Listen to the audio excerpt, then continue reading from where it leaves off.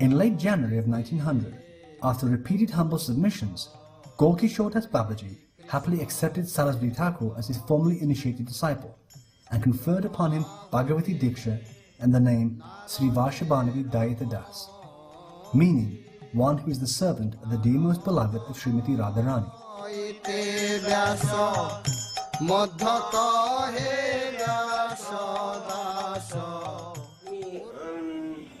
ভক্তিবিনোদ ঠাকুরেরও ইচ্ছা ছিল যে গৌরকিশোর বাবাজি মহারাজকে উনি যে আমার নিজের ছেলে তো এই জন্য উনি একটু সংকোচ করেছিলেন যে আমার ছেলেকে, তাহলেও উনি নৃসিংহ মন্ত্র দিয়েছিলেন। নৃসিংহ মন্ত্র হরিনাম প্রথমে উনি দিয়েছেন, ভক্তিবিনোদ ঠাকুর প্রভুপাদকে দিয়েছিলেন। তারপরে গৌরকিশোর বাবাজি মহারাজ তো ভক্তিবিনোদ ঠাকুরের কাছে ভাগবত শুনতে আসতেন, সানন্দ সুখদুকন্দে গোপালের সবই বলতেন।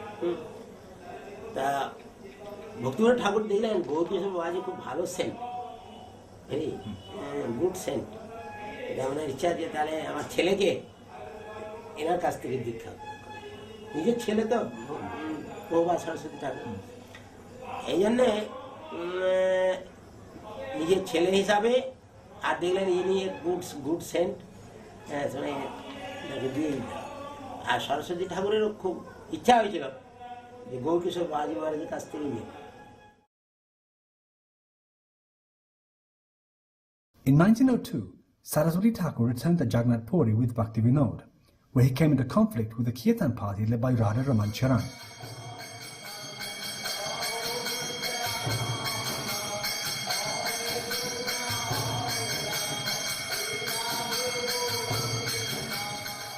Radha Raman Charan had established a poetic style of Kirtan, wherein there were opposing philosophical conclusions and conflicting transcendental mellows.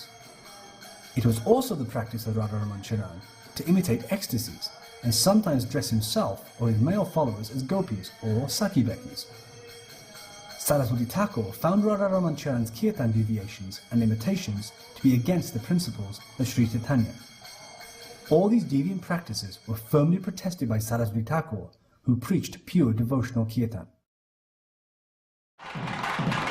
In 1905, Saraswati Thakur travelled to South India, where he met the head priest of the Ramanuja Sampradaya at Sri Perembadur. Together, they discussed the Vaishnava order of Tridandi Sannyas that had been in effect for several thousand years since the time of Vishnu Swami. It was clear to Saraswati Thakur from their discussions that Tridandi Sannyas was an accepted part of Vaishnava Dharma, although it had been lost over time in certain parts of the country. Returning from South India, Saraswati Thakur went to Mayapur, where he remained for 4 years and performed the Naam Vrat of chanting 300,000 names of Krishna every day.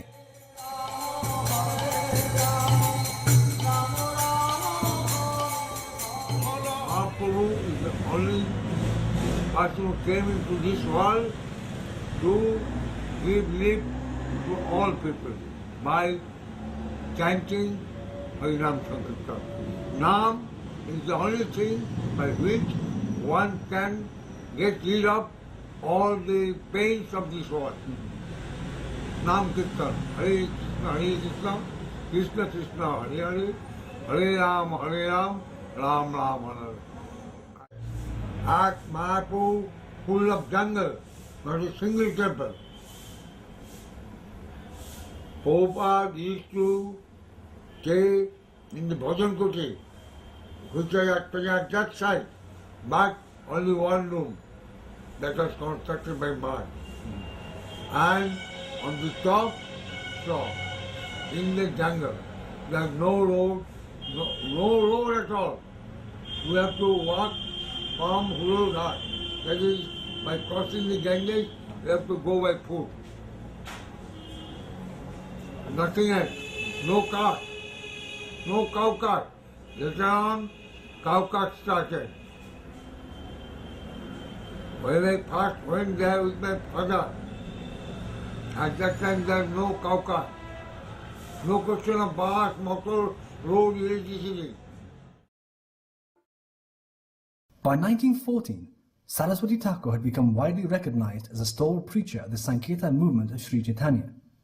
The numerous branches of Bengali pseudo-spiritualists such as Gauranagaris, Bals, Sakibekis, Smartas, Ativadis and Jati Gosais cowered in fear before this great personality. The mission of Sri Chaitanya was now in good hands, and Mayapur was beginning to flourish. In a letter, Bhaktivinoda Thakur gave Saraswati Thakur specific instructions for establishing Devi Varanashram, the divine social system based on service to Krishna, for preaching Krishna consciousness to the masses, for publishing devotional books, for serving Sri Dham Mayapur, and for establishing the annual circumambulation of Navadvip Dham. Not long after giving these instructions, Bhaktivinoda Thakur concluded his earthly pastimes and attained the eternal realm of Golok Vrindavan. On June the 23rd, 1914, precisely at noon, Bhaktivinoda entered the pastimes of the Supreme Lord far beyond the vision of the conditioned souls of this world.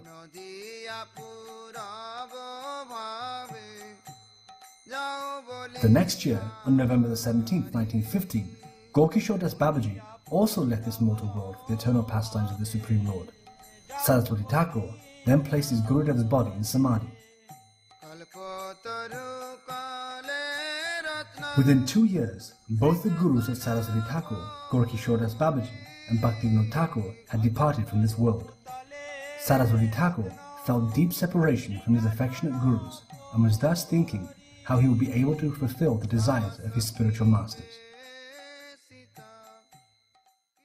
Then, one night, while contemplating the instructions of Bhaktivinoda Thakur, he saw a vision that Sri Chaitanya had arrived at Yogapith temple with all his associates amid the sound of Krishna's Sankirtan. With him, the 6 Goswamis, Jagannath Das Babaji, Bhaktivinoda Thakur and Gaurkishore Das Babaji, all of whom spoke encouraging words for Saraswati Thakur to boldly preach the message of Sri Chaitanya and assured him of all success. Soon after, Saraswati Thakur found a piece of torn paper carried by the wind. The paper contained a verse from Chaitanya Charitamrita, wherein Sri Chaitanya Mahaprabhu instructs Sanatana Goswami. From this verse, Saraswati Thakur derived 4 codes that would become the foundation of his missionary activities: to publish Krishna conscious literature, to teach the principles of devotional service, to open centers for the cultivation of Krishna consciousness, and to teach people how to perform renunciation. That same year, Kunja Bihari Vidyabhushana became a disciple of Saraswati Thakur and began assisting him in spreading Sri Chaitanya's message. Kunja Bihari Vidyabhushana, later to become Bhaktivilas Tirtha Maharaj, became the head organizer and manager of all of Saraswati Thakur's preaching efforts.